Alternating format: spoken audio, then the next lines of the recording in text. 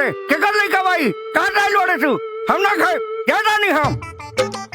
तोरा से कहले रहनू कुछ ना बोले के का बोल ले हो हम चाचा हम बोलनी ना हम तो इशारा में पूछनी का पूछ ले हो हम तो ये पूछनी तू कौन पक्ष से बाड़ा लड़का पक्ष से बाड़ा कि लड़की पक्ष से तू दोनों में बोलस ना तो हम ये कहनी है कि मरवाए में आइल बड़ो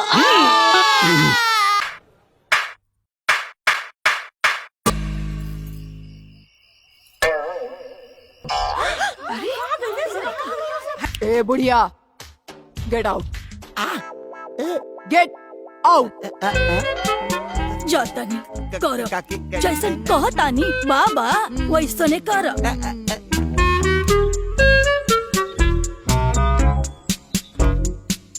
बालक हाँ बोले कपड़ा उतारा बालक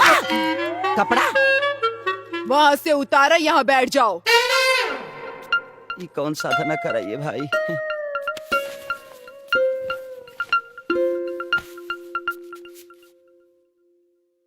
जी जी बाबा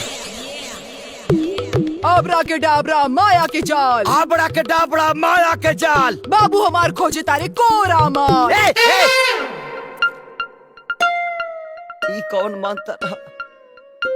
बाबू हमार खोजा तारे कोरा माल बाबू के छूट जाए भोग सुखंतम बाबू के छूट जाए भोग सुखंतम तरर पम पम तरर पम पम तरर पम पम तरर पम पम बच्चा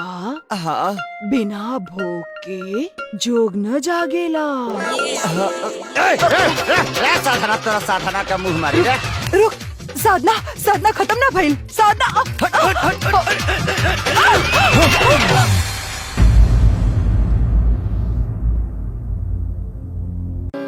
कान्हे बन दुखिया हरवा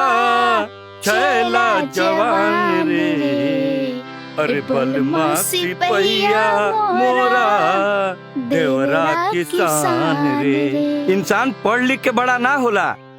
इंसान दिल से बड़ा होला दिल से हर काम कइल गइल दिल तक पहुँचेला यही से बेटा दिल से गई है ये बेरा जहाँ जाता रे कंपटीशन में वहाँ से अव्वल होके आई है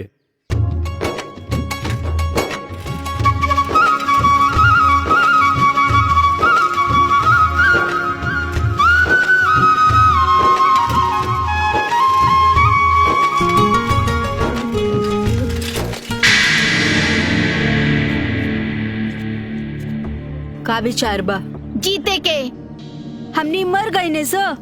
तोहनी के मरसन चाहे जियसन जीत के दिखाई कॉलर छोड़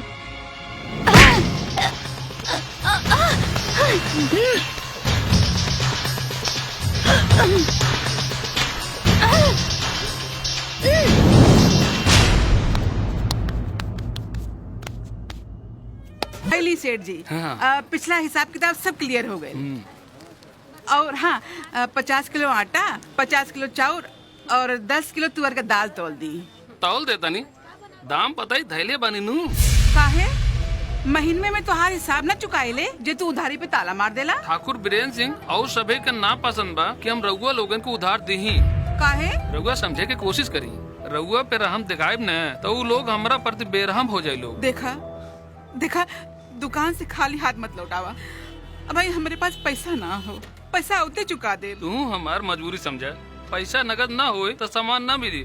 ऐसे क्षमा कर दी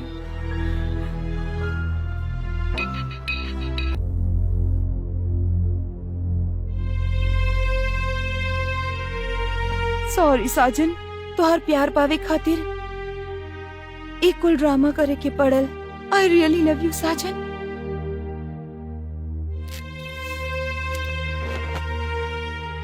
आई रियली लव यू साजन हमरा के गलत मत समझी अभी सच्चाई पता चल जाए चल कपड़ा उतार उतार कपड़ा ते हमसे प्यार नु करेली अपन जान से ज्यादा तो उतार कपड़ा उतार ये कौन तरीका प्यार जतावे के हमरा ये तरीका आवेला उतार कपड़ा खत्म हो गल तोर प्यार आ? आज के बाद से हमारा सामने कब्बो झूठा प्यार के बीन मत बचाइए ना तो तोरा इज्जत के ऐसा बाजा बजाई कि दुनिया में मुंह दिखावे लायक ना रहे। रुक जा साजन, अगर तोहर नजर में प्यार के मतलब हवस है तो आवा मिटा ला अपन हवस के भूख, लांग दा अपन मर्यादा की रेखा, उतार के फेंक दा हमार संस्कार के गहना। तोहरा ला हमार जिस्म का हमार जान भी हाजिर बा। तोहर प्यार में हमरा के केहू उल्टा कही, हम ओके गाली ना सम्मान समझो। आवा